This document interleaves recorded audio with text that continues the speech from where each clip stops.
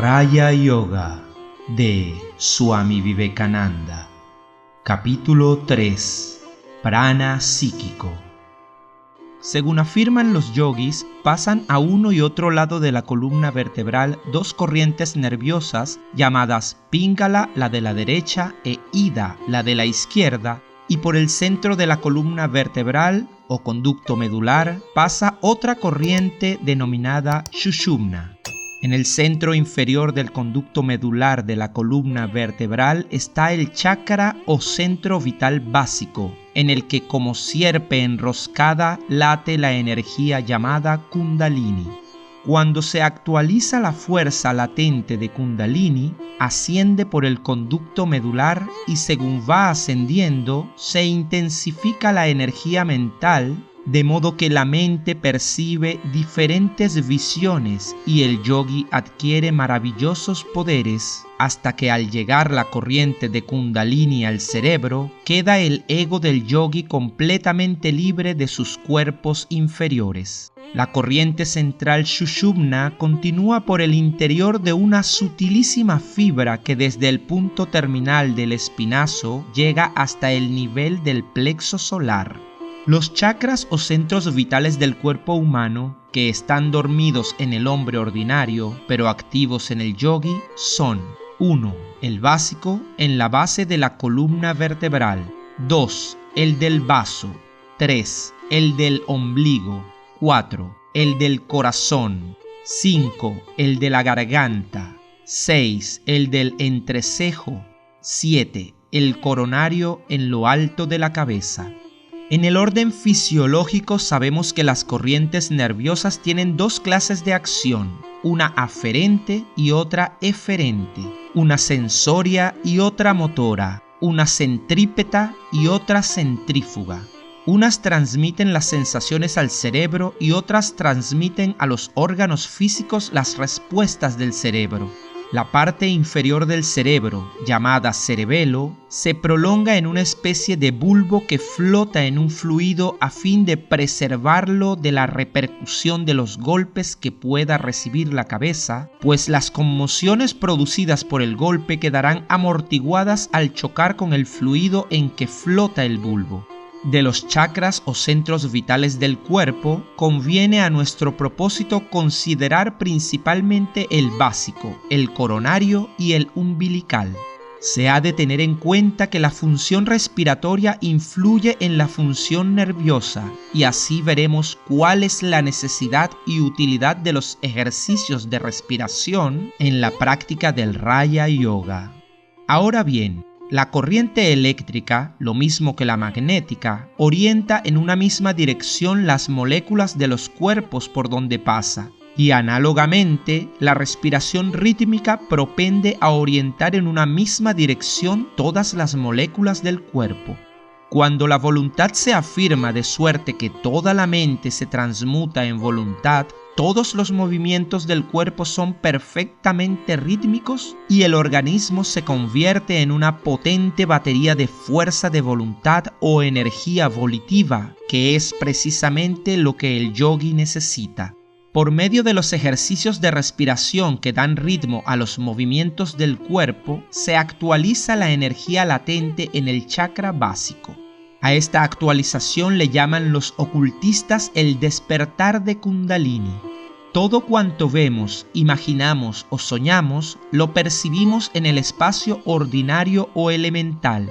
Pero cuando el yogi lee el pensamiento ajeno o ve objetos suprafísicos, los percibe en el espacio mental. Y cuando la percepción es puramente subjetiva, el ego actúa de por sí en el espacio del conocimiento. Cuando la actualizada Kundalini asciende por Sushumna, todo lo percibe el individuo en el espacio mental. Y cuando Kundalini llega al cerebro, todo se percibe en el espacio del conocimiento. Sin embargo, los nervios, los conductos no son absolutamente necesarios para la emisión y transmisión de energía, como no son absolutamente indispensables los alambres para la transmisión de la energía eléctrica. Asimismo, por los alambres llamados nervios se transmiten las sensaciones al cerebro y las respuestas a las sensaciones. La corriente nerviosa de ida y vuelta circula por los conductos de Píngala e Ida, pero si logramos que la corriente pase por el canal céntrico o Sushumna sin nervio que la conduzca, nos habremos emancipado de la servidumbre de la materia del cuerpo y nos será posible enviar la corriente mental por el Sushumna. Sin embargo, en la mayoría de las gentes el Sushumna está cerrado por su parte inferior, esto es, que el chakra o centro vital básico está inactivo porque no se ha actualizado la energía de Kundalini, y el propósito del aspirante a yogi es despertar esta energía de modo que fluya por el Sushumna. Cuando un centro nervioso recibe una sensación, el centro reacciona y a la reacción sigue un movimiento si el centro es automático. Pero si es consciente, hay primero percepción y después movimiento.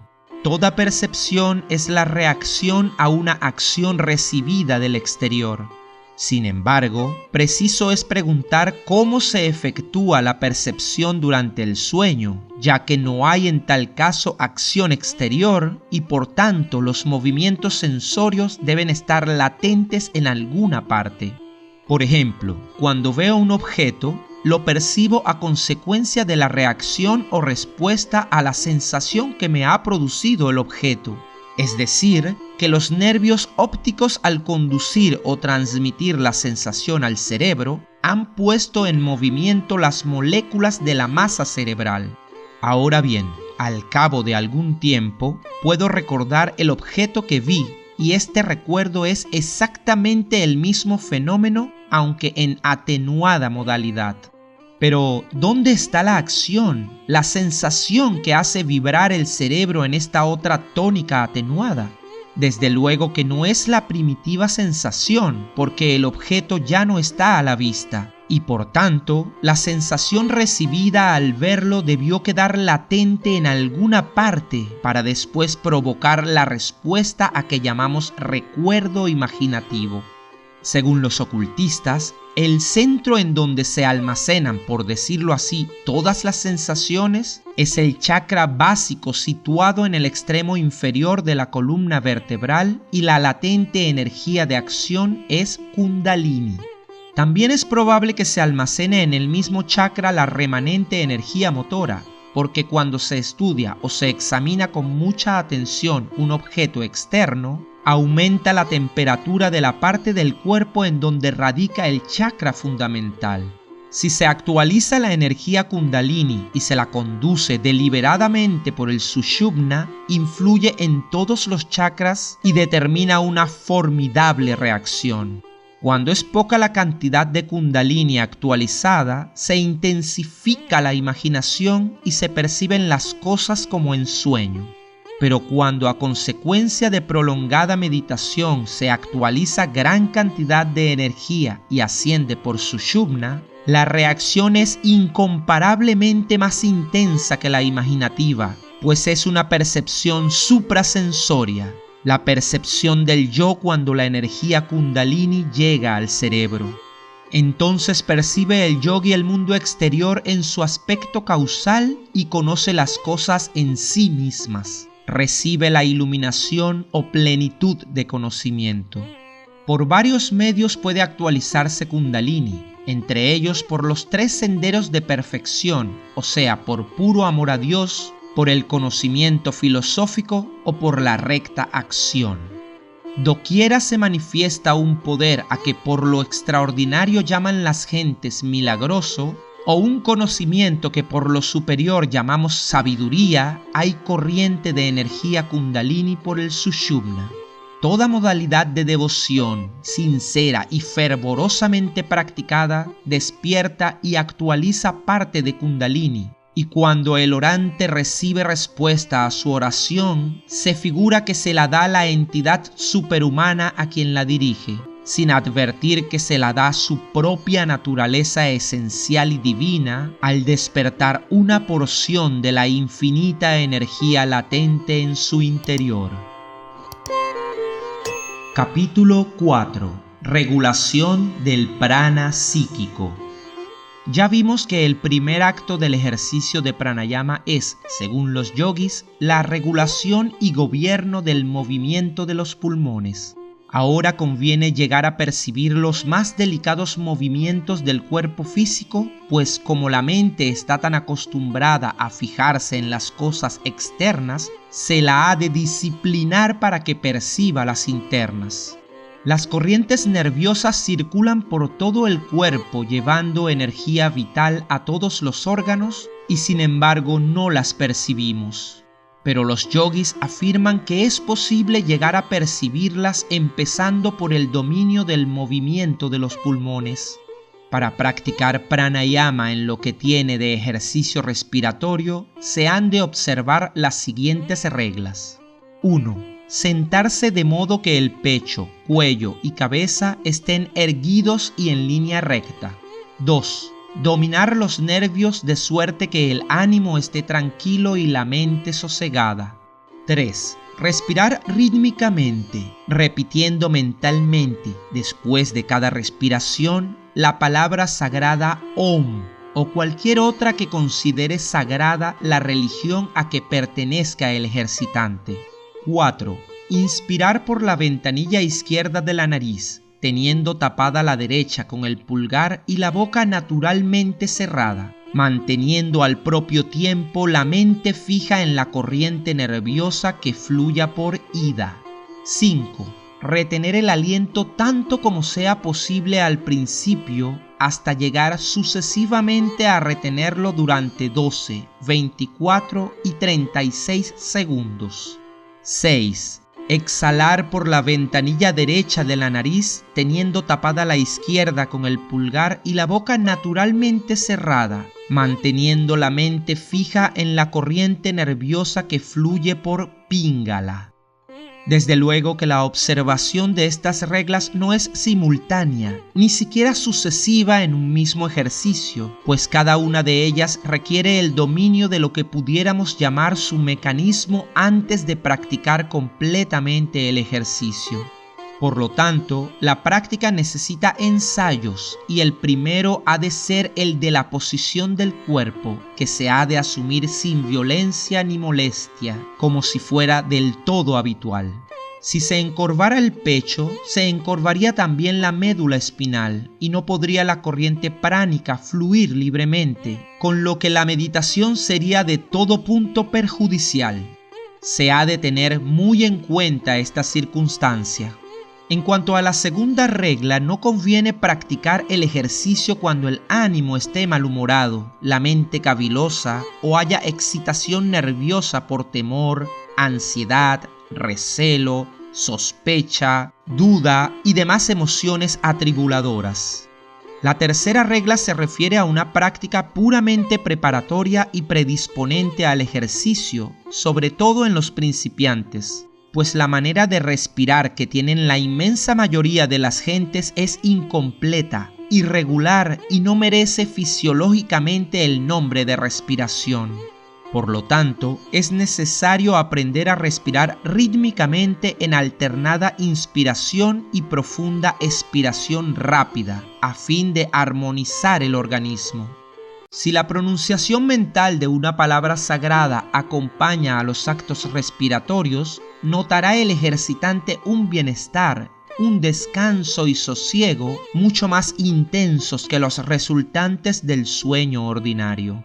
La perseverante práctica de este ejercicio de respiración rítmica y profunda cambiará ventajosamente la expresión del rostro, pues desaparecerán las arrugas, las patas de gallo, las ojeras, las durezas de líneas, con resultados muchísimo más eficaces en el orden estético que los que pudieran obtenerse del más habilidoso masaje.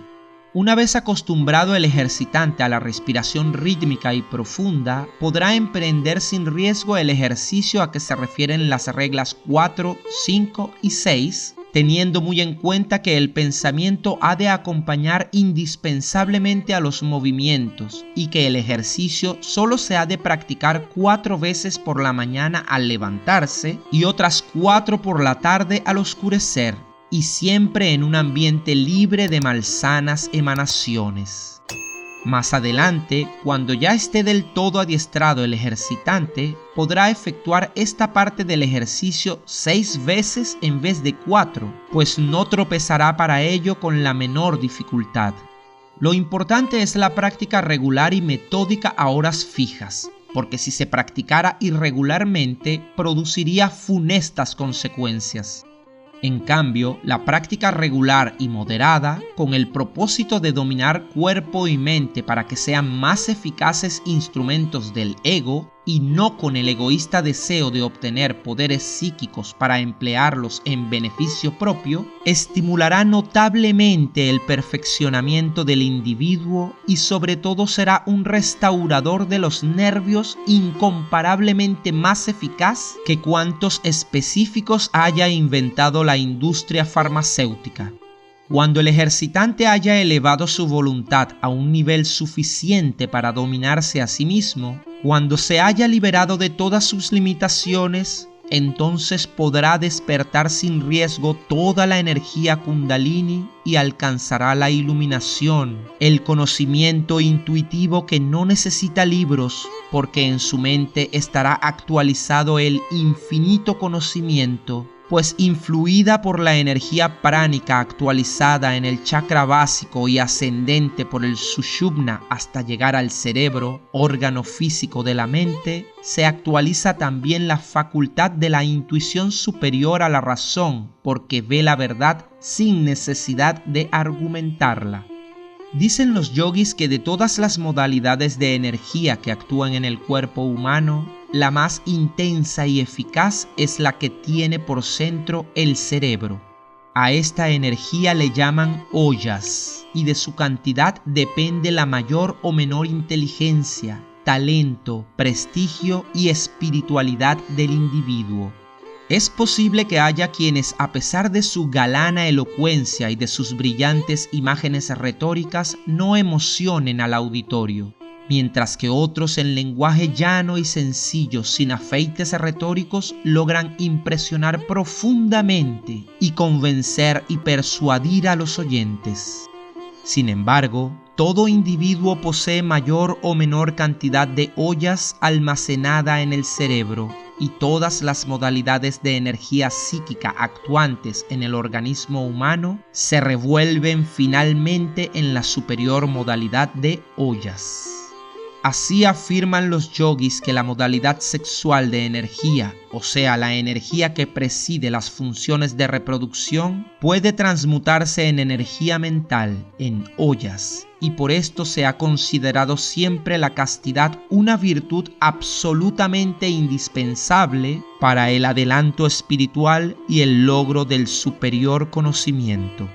Sin embargo, no se ha de confundir la castidad con la continencia absoluta, que fisiológicamente es imposible, pues la naturaleza derrama la sobrante energía sexual. La castidad puede ser también conyugal, y lo importante es no ceder a la concupiscencia por afán del deleite. No cabe duda que la persona lujuriosa y sensual, en cuanto cede a los engañosos halagos de la concupiscencia, nota que se debilita mentalmente y pierde vigor moral.